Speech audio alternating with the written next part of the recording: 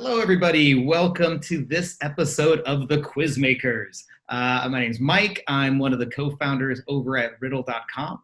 And today we have a Jennifer McLean, who is founder and CEO of McLean Masterworks. Really honored to have you on board, and I'm really excited to have you talk about how you fell into quizzes and using quizzes for marketing within your business. So yeah, take it away, Jennifer. Well, thank you very much for having me, Mike. Yeah, I'm a big fan of quizzes. Quizzes are a remarkable way to get people engaged in content. And so the quizzes that I put together are, you can do really light quizzes and get people engaged with your brand. So it's a really good branding exercise. And the quizzes I do are actually related to the content that I'm going to be teaching in the course that I will eventually be offering through the funnel. Okay. So it's a great way to introduce them to content. And it's, as I said, it's a great way to introduce them to your brand. It can be light and funny and interesting if that's what your brand strategy is, or it can be really deep and profound if that's what your brand strategy represents. So I love quizzes. They're really, and man, click-throughs are huge on quizzes. They're the most for any lead magnet I've ever done. Quizzes get the most traffic. Now, the challenge with quizzes is that getting someone to convert from a quiz. So it's a momentary, spontaneous thing that's happening, and you're engaging them in a very spontaneous way. They happen upon it, usually through Facebook advertising, or if you're doing affiliate marketing. And they're like, oh, that might be interesting. And, I have, 90 seconds to do this. That might be fun. So the key is to generate a quiz that's compelling enough that kind of teases them so that they want more, and that the rest of your funnel takes the quiz deeper and deeper and deeper. So you're taking them on a pathway to eventually giving them an offer. Perfect. Quiz to conversion is not extremely high, but quiz is extremely high converting for traffic. And if you're really smart, you can sell them the current offer with that quiz, or use that list now to engage them. But you have to engage them in a very real conversational kind of, give them lots of material, and eventually over months they will convert to something else. So perfect. It's a tricky audience once you get them in from a quiz, but they're a really good audience, and you get a ton of people with a quiz. Really a lot. Yeah, no, that's fantastic, and that bears out what we know. And it's great to hear, kind of you're actually, out there using quizzes, especially, I'm guessing you turning, top of funnel quiz takers into committed active user, purchasers. I'm guessing your courses, they're not $9.95. So these are no. More, but this is something I really need to embark on. Yeah, well, it's my courses aren't too expensive. They're anywhere between $100 and $300, so they're not super expensive. Sure. But even that, from a light and breezy quiz to getting someone to spend $300, it's a big leap. So you got to be really clever. It's not just about generating traffic. Generating traffic is great, and if you want to generate traffic that you nurture over a long period of time, then quizzes are the absolute best way to go. If you're generating traffic to move them through a funnel and sell them within a matter of 7 to 10 days, you've got to be really thinking very much about what their experience is. What is my experience moving from this light quiz that I really had no intention of going deeper, versus, like, for example, if you do a lead magnet of an ebook. Yep. Or a webinar. A classic lead generation tool. A classic lead generation tool. You've got a person that's committing at a different level than they are with a quiz. Right. So you've got a person that's committing to, oh shoot, I really need this. Gosh, I really need to learn about this. And they've already committed time. You've got at least 40 to 50 minutes of time that someone is committed to read a book or to watch a webinar. You're not getting that with a quiz. So you've got to be really super clever. And it doesn't mean don't do quizzes. It means really think it through. Yeah. So, what I normally do with a quiz is I have an ebook on the other end. Mhm. So, my quizzes actually have a lot of content. One of my quizzes, I have two main quizzes that I use, and one is what kind of a healer are you? Okay. And I've got 5 healer types, and Yep. another one is which empath archetype are you? Yep. I And just there's took that 4. Oh, before you our did? session, of course. Which one are you, Mike? Gosh, I think I got the one with the unicorn. Ah, Oh, you're the unicorn. I Oh, am. unicorns are freaking awesome, man. That's so great. There That's we so go. great. Yeah. So, and then I give them an ebook to, I give them the little reading about what they are. So it's the personality part of the riddle quiz, which is awesome. I love the way that you guys have set that up. And then, but then you give them more, and then you give them more, and then you Yeah. drip more and Yeah. more and more No, and more that's content from the results. Yeah. no. So you were actually like in our spectrum of users. This is why I was so excited to talk to you. Is that there are people who use quizzes purely for, hey, take a quiz. They either opt in or opt out of the form, and that's it. And Yeah. then there's a spectrum of people, and you're actually on the far end where you're like, okay, that's just the top of funnel. I'm going to capture data. I'm going to find out what they answered on question 2 or what the archetype was. And then I'm going to use this information to start auto drip mail campaigns that are Yes. targeted. And also you're getting value at every step. Because that's one of the big things, and you've cracked this, is when people don't give value. It's like, sign up for our newsletter. Yeah. Well, That, like, why? why? I don't care. Why am I don't give a poop about you. exactly. But instead, you're saying, hey, light and fluffy quiz. Oh, that's Yep. giving me some insights. Ooh, Yeah. an ebook. And then you start that conversation. Really Well, cool. I actually made a bit of an error in when I first launched the empath quiz. There's 4 kinds of empaths, and one of them is a dolphin. And dolphins are extremely sensitive to being sold to. They don't like it. They don't trust many people. And it's just part of their nature. There's nothing wrong with them. It's just part of their nature.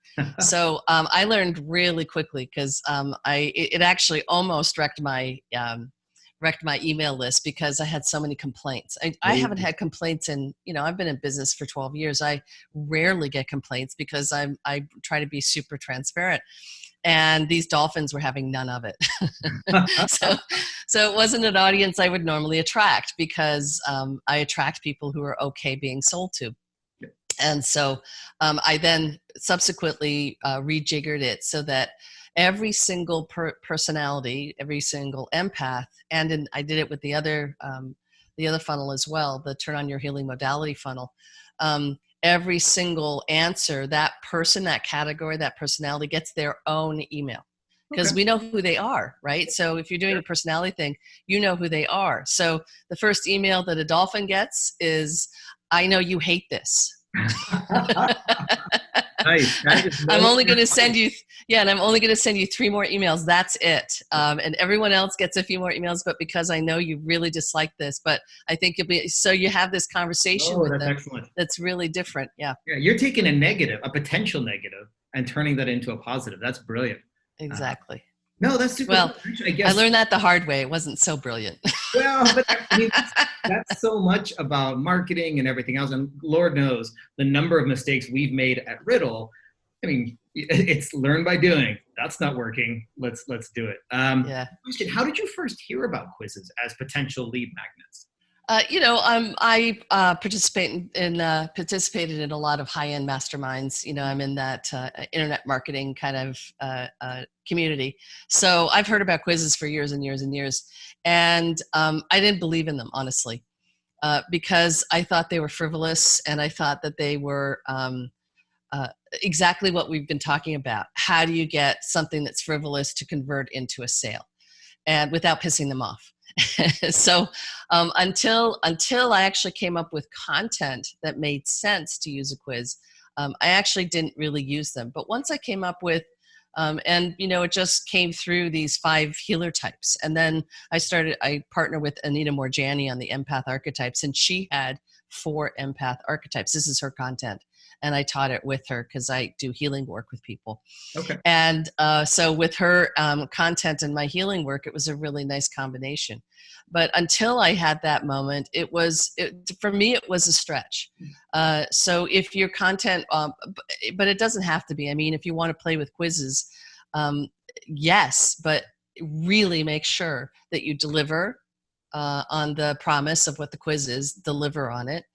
And if you're trying to move them into purchasing a product immediately, then make sure whatever you're doing afterwards makes a lot of sense and is related to the content of the quiz. Okay, so actually, Jennifer, you just read my mind for my next question, and you stole Oh, it. cool. No, that's brilliant. I was just going to ask for, hey, people who are new to the quiz marketing space, what advice would you give? But you just nailed it. I guess maybe more tactical. So that's more kind of a broad of like the message has got to be right, the product has to be right. Have you had any, I'm going to say learnings, which I hate that word, but I'm going to use it, learnings, numbers of questions, images, anything like that you found has worked well or it doesn't work well? I'm not sure I'm that experienced because I've only done really 2 quizzes and they worked really, really well. But from what I know about marketing in general, images are incredibly important. As marketers, we know that images are like 70% get more attention than words do. So images are real important. So if you can go to like iStock or, any of the, or Shutterstock or any of those guys, and there's lots of free ones now that you can do too. Canva has some, canva.com, any of those, where think about what the question is. I put an image with each question and put, what's the image that's going to feel good for them to answer the question that relates to the question. It's like, oh yeah, okay, that feels good. And you also want to use images. I mean, like I said, I use an image for each question and I use an image to start the whole process. And the image that I start the process matches the image of the product at the end. So there's pre-framing that's going on there the whole time. Nice. And then the images that are in the questions are also part of the sales page. So there's a subconscious pre-framing that's happening there as well. Okay, so on it. It's a contextual experience. It is, yeah. It's parallel construction. So you've got the same kind of imaging, and the colors are throughout the entire their entire experience. And then, of course, you want to use images that match your brand. So if you're funny, use funny images, right? If you're more spiritual, use spiritual images. Like I use more healing images. Like with the empath, there was a lot of people holding their heart and feathers and purple and stuff like that. Wow. And that was throughout the quiz. And then all those same images appeared on the sales page.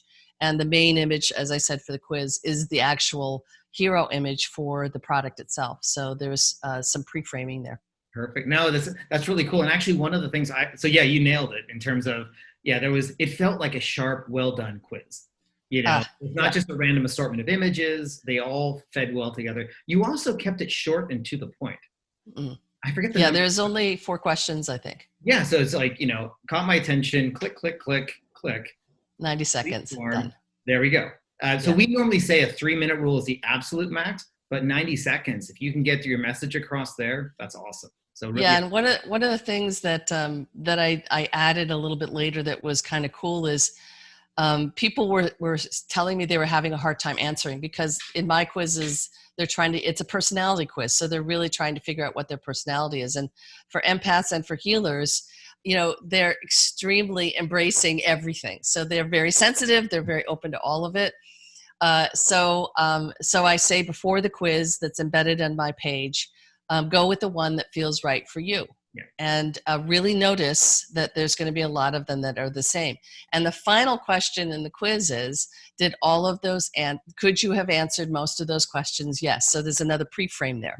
And so it's not really a personality question. It's a little pre-frame that says, and then when they eventually go to the webinar and the ebook, it tells them that you can be more than one. And in fact, for their turn on your healing modality, you're all 5. Okay. But you have a preference for one, kind of like Myers-Briggs. So so you can leverage the quiz and ask questions that actually pre-frame what they're going to be asking later. In fact, as I'm talking to you about that, I should probably do more of that.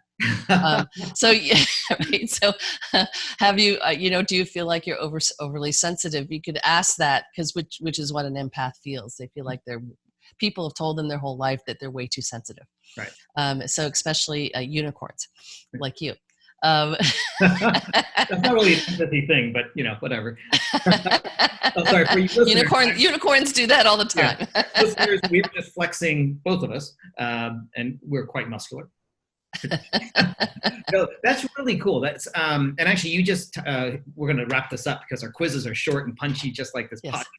But yeah, you optimize, you keep changing, you keep tweaking. And so I really, Yes. even you've been running this funnel for, I think, about a year now. One of the most of the two funnels have been, it's probably about 9 months. Yeah. Yeah, but you're still thinking, oh wait, I could do this differently, which is In great. fact, I'm doing a huge affiliate launch coming up in July, and I am tweaking it once again. So yeah, I think I might just add some of the things we just talked about. Fantastic. Well, I'm happy. I'm happy that could help. I guess one last question. This has nothing to do with quizzes and marketing, but it's more just, I think it's venting. We are all humans, and you're in touch with your emotional side. What is your biggest pet peeve and why? My biggest pet peeve is, and this is part of my healing work, is when people don't take personal responsibility for their life and their actions and their circumstances. And that they claim victim and they judge and blame and point at what's wrong constantly and say, my teaching is when you are pointing at what's wrong, that's what you're creating. You're directing your energy to what's wrong constantly. So when people fight for their limitations right in front of me, when I'm coaching someone and they're sitting there saying, but they did that but I can't, that kind of stuff drives me insane, because I know that one little angle of perception different of saying, what if everything in my life is here for me? Mm-hmm. What if that I have the strength and wherewithal and it's here because I'm ready? And I can use that as a jumping off point to heal, to transform, to change. Cool. When people aren't doing that, we have a lot of conflict, which is what we have in the world right now. Well, that's a great way to end it on. Thank you, Jennifer, so much for your time. I really appreciate it. And I'm glad Mike. It was wonderful learning how you've been using quizzes so effectively for your business. Thank you so much, Mike. This has been a blast. And of course, as you know, I love riddle.com.